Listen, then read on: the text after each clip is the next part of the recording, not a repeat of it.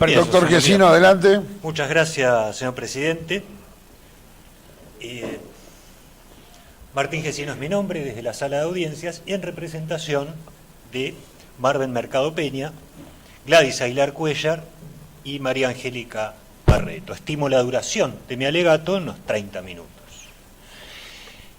Partiendo de una teoría del caso que se sustenta en 3 afirmaciones. El día 30 de noviembre del año 2017, el señor Marben Mercado Peña transportó la cantidad de 104 panes de marihuana desde la ciudad de Buenos Aires, avenida Perito Moreno y Escalada, hasta la ciudad de Rosario, calle Cuyen al 3000. En ese itinerario, y aquí viene la segunda afirmación, fue acompañado por la señora Gladys Aguilar Cuéllar, quien no sabía el verdadero objetivo de ese viaje, que terminó siendo el motivo de su divorcio. 3. El mismo día, horas más tarde, la señora María Angélica Barreto tenía en su domicilio de la calle Felipe Moré, 3678/6/8, la cantidad de 2,26 gramos de clorhidrato de cocaína con destino mercantil. Formulada entonces la hipótesis sobre la que voy a trabajar, comienza el desarrollo del alegato. Siento que nos estamos acostumbrando a comer aceite y vinagre y que nos olvidamos del plato principal. En cierta medida me parece que estamos perdiendo el norte de la mano de la incorporación de un lenguaje mundano, más propio, quién sabe, del periodismo, válido y digno, por supuesto, pero alejado de nuestro saber específico, de nuestra ciencia, el derecho. Ciencia, objeto de conocimiento y método analítico. Mundano y, a no desconocerlo, efectista, pero ajeno a nuestro saber. Ciencia, decía, con su objeto de estudio, la dogmática penal, y un método que es la prueba de los hechos. Y así nos estamos acostumbrando a tipos penales que no existen, al punto tal que hemos naturalizado, por ejemplo, el delito de banda, o de integrar una banda, o de integrar una organización, y nos olvidamos del catálogo que tiene nuestra propia ley de estupefacientes, buena o mala, pero es el catálogo por el cual debemos regirnos. A tal punto en el cual naturalizamos y incorporamos escuchas telefónicas que hacen plena fe de hechos que no han sido corroborados en el mundo fáctico de ninguna manera. Y es así como voy a abordar este alegato. No existe el delito de organización. Existen sí delitos cuya penalidad puede ser agravada por la pluralidad de intervinientes. En este caso específico, una pluralidad que además debe ser organizada, y todo ello demostrado. La organización, en definitiva, es el condimento. De modo que la acusación debió haber probado el supuesto fáctico inicial y luego ver si era dable condimentarlo con el artículo 11, inciso C. Propongo, pues, volver a nuestro universo jurídico. Y comienzo con Marben Mercado Peña. A fojas 3518, el señor Mercado Peña fue indagado por, arrancamos un poco mal, integrar una organización dedicada al tráfico. Sin embargo, en el mismo acto indagatorio se corrigió.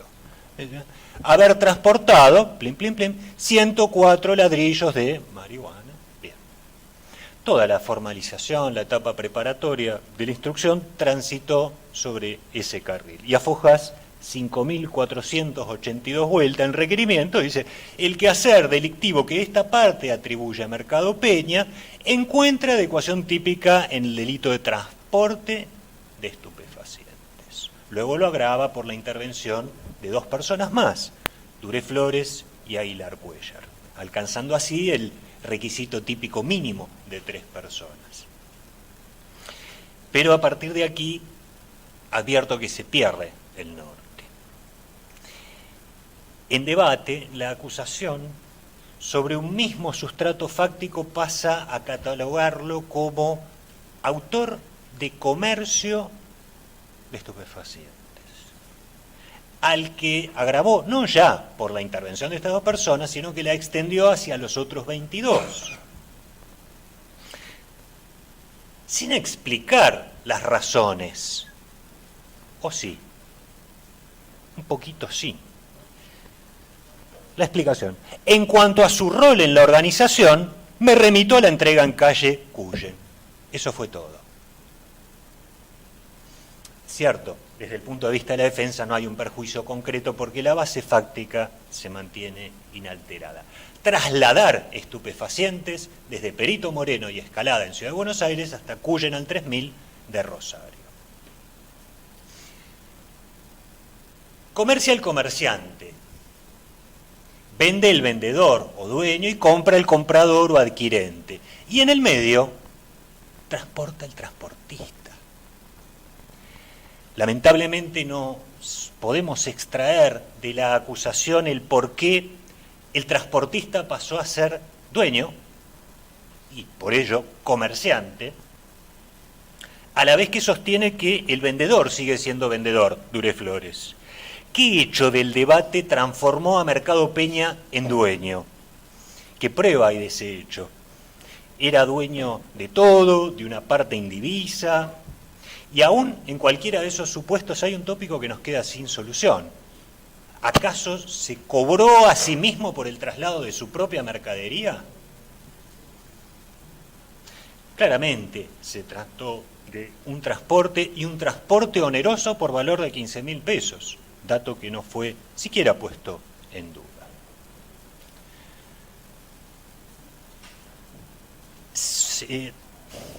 Relato de mi asistido, coincidente con el de su comitente, el dueño de la mercadería, Arnaldo Duré Flores.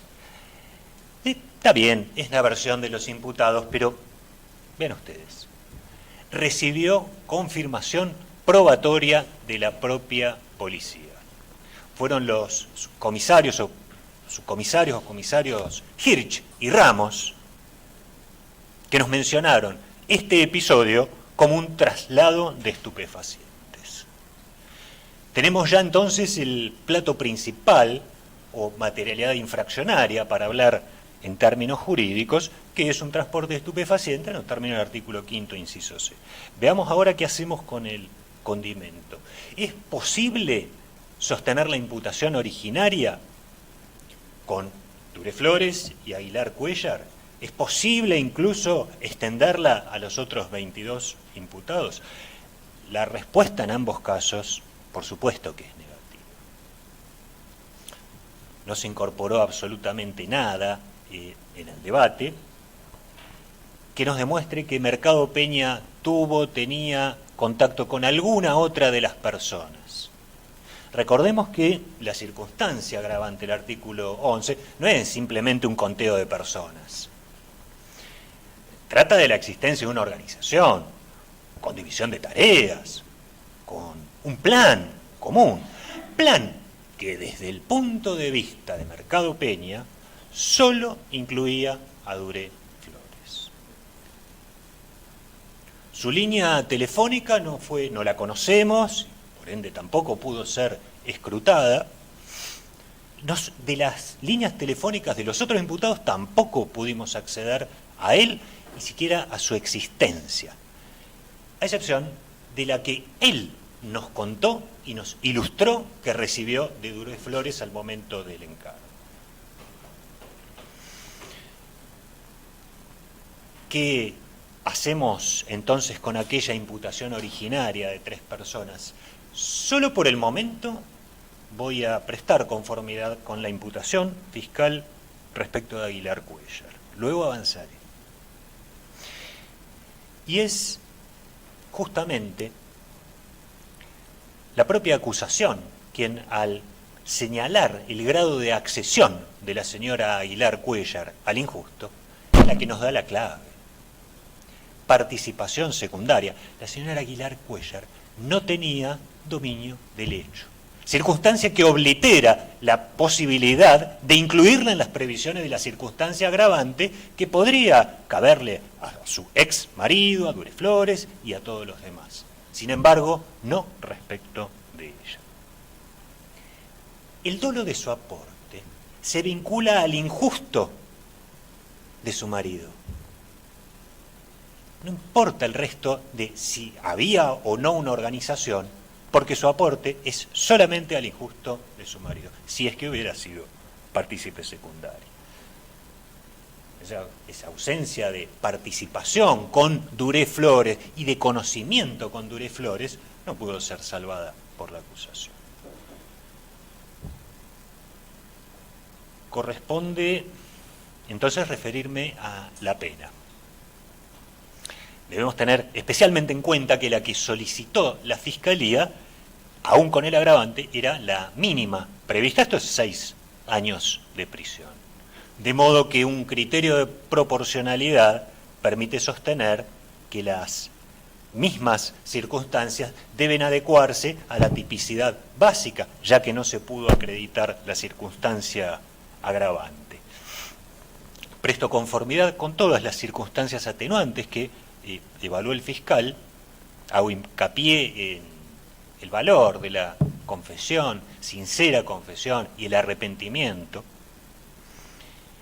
y siempre robo palabras del fiscal en otras charlas que hemos tenido, el verdadero sentido de la pena, lograr que la gente medite sobre sus acciones, se arrepienta, recapacite, ya está logrado. Es mucho más potente la reformulación personal que un tratamiento a pura reja. Y es por ello que la Fiscalía también cuantificó en el mínimo, a pesar de que consideraba existente la circunstancia agravante. Mencionó 2 circunstancias agravantes que no tuvieron virtualidad porque justamente solicitó el mínimo, pero habiendo ahora sí un hiato de 2 años entre la pena pedida y la que considero que es aplicable, debo referirme a ellas, que son 2, sencillas: cantidad de droga y magnitud de la estructura. Sabemos hoy que Mercado Peña solamente tomó contacto con Dureflores al momento del encargo y que hasta el momento de la finalización de su acción típica no conoció ni tuvo contacto con nadie más. De modo que incluir de manera cargosa un conjetural o hipotético conocimiento indemostrado, por otra parte, de otras personas, no procede en derecho. Si al llegar a Rosario fue atendido por su comitente, Dureflores, por otra persona, 2, 3 o una fiesta de personas, no son circunstancias que Mercado Peña conociera y aceptara al momento de la realización de la acción típica, en el momento de emprender el injusto. Esa información no la tenía.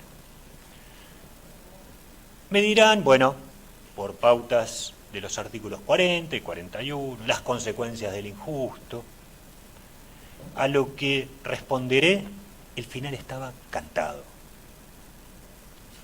El peligro contra el bien jurídico estaba ya conjurado, por lo menos desde las 22:15 de la jornada anterior, cuando, merced a escuchas directas, la policía ya sabía lo que iba a ocurrir y dónde iba a ocurrir.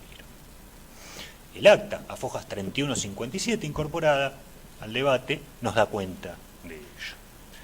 antes de que el cargamento ingresara a destino, ya estaba bajo el atento seguimiento policial. Me referiré a la cantidad de droga, circunstancia agravante sin virtualidad en su momento y sin virtualidad ahora. La acusación no ha demostrado que el señor Mercado Peña tuviera conocimiento exacto de cuál era la cantidad que transportaba, y demostrarlo de una manera tal que pueda incidir en la gravitación de la pena. Hay una sola versión detallada del episodio, y sé que les va a gustar. ¿Quién nos dio esa versión? El propio Mercado Peña. Él nos dio detalles que todos desconocíamos, como el punto exacto de inicio, el horario exacto de inicio de aquel viaje. Esa versión detallada no fue desmentida, ni siquiera fue puesta en duda, y de hecho fue la base que ha tomado la acusación para formular su hipótesis del caso. Es así que desde el lugar donde se ubicaba al momento de la carga, asiento del conductor, no pudo ver el momento de la carga. Ahí, o había, debe estar por aquí,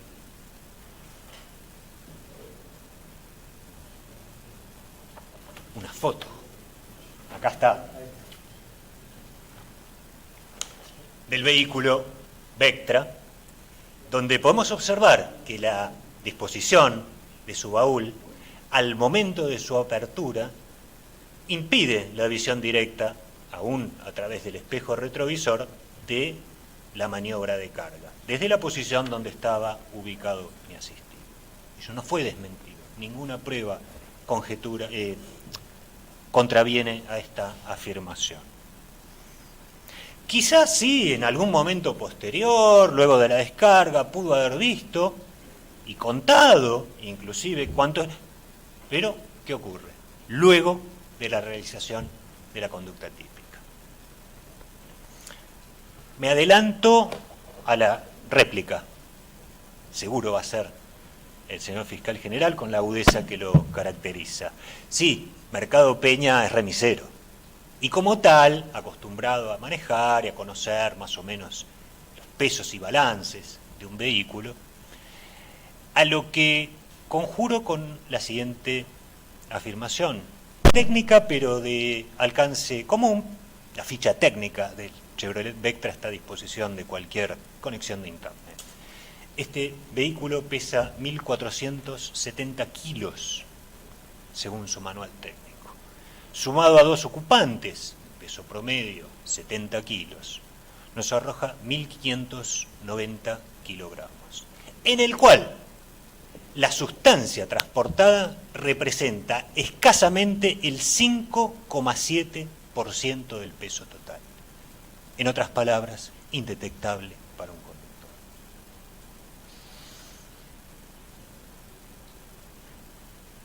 Insisto, pues, en la solicitud del mínimo de la pena respecto de mi asistido. Paso ahora a su ex mujer, Gladys Aguilar Cuéllar. En su momento accedí, una cuestión estratégica, a la pretensión fiscal, y ahora es el momento de discutirla y de solicitar la absolución de la señora. Idénticas objeciones fácticas y físicas en cuanto a la imposibilidad de ver desde su ubicación, en su caso acompañante del vehículo, el momento de la carga, a lo que se suma que, bueno, no sabemos que haya manejado el vehículo. ¿Cómo hacemos entonces para sostener que la señora Gladys conocía el contenido del vehículo? Y me refiero a un conocimiento jurídico probatorio, ¿no? Bueno, no podía no saber, debió haberse dado cuenta, que son afirmaciones de las cuales soy bastante enemigo por su grotesco parentesco con el en algo debía andar. Existió, sin embargo, y se cayó, sin embargo, un elemento clave en todo esto, que es el olor. Y se indagó al respecto, y fue el sargento Villamayor, consultado específicamente por si había olor a marihuana donde estaba la marihuana, y dijo: no me percaté que hubiera olor a marihuana. Policía y policía de drogas, o antidrogas, el nombre en aquella época. Se cayó esa remota posibilidad por prueba testimonial del debate. De hecho, ni siquiera hay intención de la señora Gladys viajar. Se decidió cuando vio que su marido igual iba a viajar. Y vean ustedes que esa decisión por acompañarlo y volver ni siquiera perjudicaba su turno de atención médica previsto para las horas del mediodía del día siguiente. Si nos atenemos al horario de salida, al horario de llegada, el horario del procedimiento, sobraba tiempo para concurrir en tiempo a su turno médico. Y esto se vincula también con una afirmación de mi asistida de que había tomado su medicación, que incluso durante el procedimiento un agente la auxilió para que tomara la dosis siguiente. Bueno, de esto no hay pruebas, no se pudo reproducir, pero tampoco se pudo descartar. No hay prueba de que no haya sido así. Tenemos un legajo de detención domiciliaria de prácticamente 3 años, donde constan las necesidades médicas de mi asistido y avalan esta postura. Ingresamos así también, y por otra vía, al pedido de absolución, que es la duda razonable, tan propia de nuestro saber científico. Ausencia de integración del tipo subjetivo como petición principal y beneficio de la duda, o duda razonable, como siguiente peldaño analítico. Queda referirme a María Angélica Barreto. Tenía, con fines de comercio, 2,26 gramos de clorhidrato de cocaína. Sin embargo, en debate es comercio agravado de otras sustancias. Es decir, de actos pretéritos. Y concretamente 3 actos pretéritos. Claro, con la pretensión de incluirla en las previsiones del inciso C del artículo 11. Fraccionamiento, aprovisionamiento y cobro. También actividades pretéritas. Sin embargo, la acusación omitió la conducta actual y probada, que era la tenencia de esos 2,26 gramos de clorhidrato de cocaína. Centró su desarrollo. Muchos de los colegas han sido críticos, muy críticos con la acusación, también lo estoy siendo yo, pero también tengo en cuenta que le ha tocado 22 imputados, 22 situaciones, no menos de 23 hechos, y para graficarlo le dieron en pleno vuelo un avión con 3 motores en bandera y uno solo operativo. Hizo lo que pudo el equipo de la acusación, pero yo debo agarrarme también de esas falencias. Estas conductas yo llamaría cuasi típicas, fraccionamiento, aprovisionamiento, cobro, ninguna de ellas fue verificada en el mundo fáctico. Quedan en el plano de las hipótesis, las conjeturas. Sin embargo, el intento probatorio se basó en 3 escuchas, 2 de las cuales fueron reconocidas como propias por mi asistida y otra no, lógicamente, es Joel que habla con su mamá, a quien justamente llama mamá. Y aún así nos faltó el afuera, porque nos estamos de la mano del lenguaje mundano y las construcciones ajenas a nuestro saber, acostumbrando a formar una opinión interna que no requiere de probanzas externas. Entonces se separa el afuera del adentro y nos estamos quedando solamente con el adentro. ¿Qué hay de un afuera de esos fraccionamientos, cobro y aprovisión? Nada. Solamente conjeturas que podríamos llegar a extraer de escucha. Probablemente hayan ocurrido. Es probable. Pero no tenemos certeza. La certeza que hace falta aquí y ahora. Nos queda, sí, con un afuera inobjetable y confeso, la tenencia de esos escasos 2,26 gramos de clorhidrato, de cocaína, que cierra a la perfección con la imputación de tenencia con fines de comercio.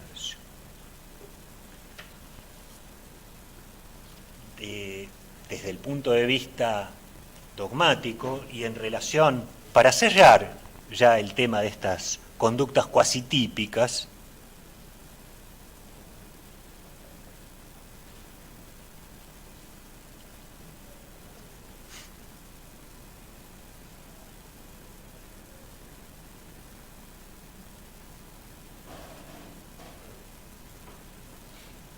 decía que para cerrar el abordaje de estas conductas cuasi típicas, la pregunta central es ¿qué nos permite diferenciar una participación primaria, inclusive en el hecho de su pareja, con la circunstancia calificante del artículo 11, inciso C?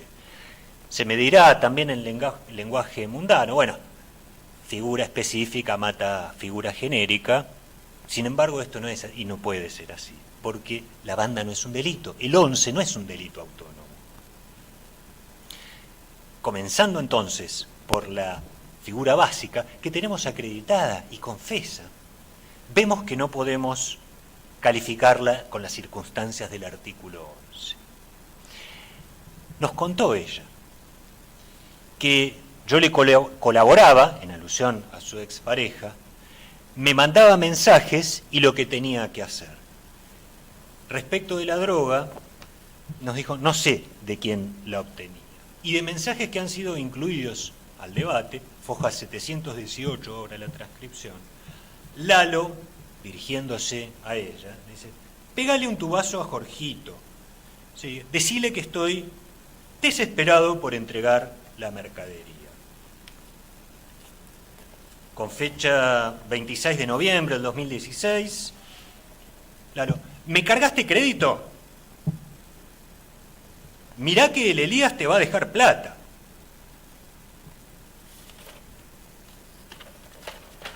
...21 de marzo del 2017, ya el año del procedimiento. Lalo, ¡ey! ¿El Elías no se levantó todavía? Continúa la conversación y ahí viene la orden. Decile que venga, que necesito hablar, para ver qué vamos a hacer. 1302. Lalo.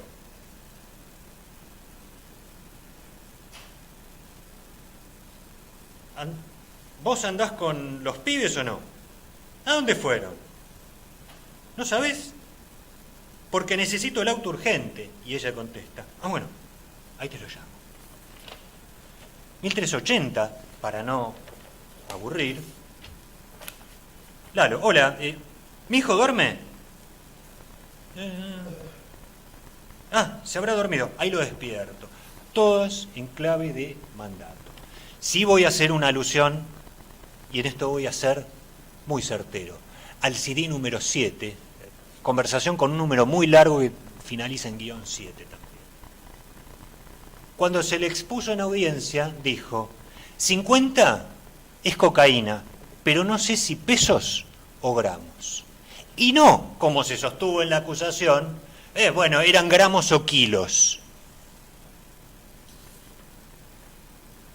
Relató, para cerrar ya lo que ya todos intuíamos, que es un marco de violencia de género. Violencia que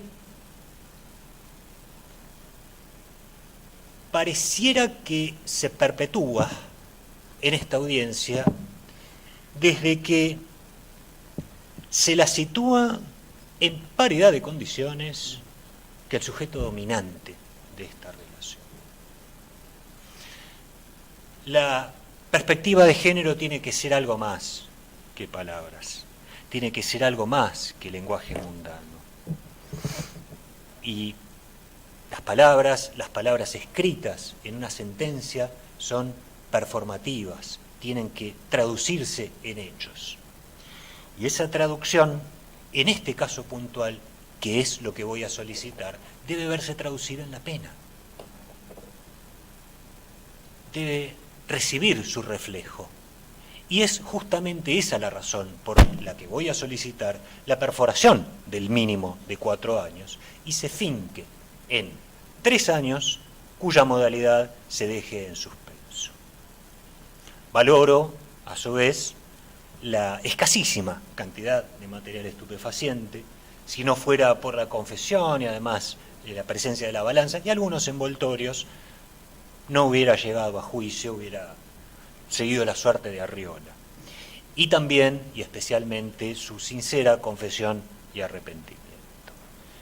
¿Qué decir de la inexplicada relación de María Angélica Barreto con aquellos 104 panes?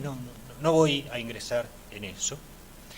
Y cierro finalmente con la oposición al decomiso del vehículo, el Chevrolet Vectra, por justamente improcedente, aún con la reforma de la ley 27.302 está acreditada la titularidad en cabeza de un tercero. De todos estos planteos, por supuesto, las reservas recursivas. Muchas gracias. Muchas gracias, doctor Gesino.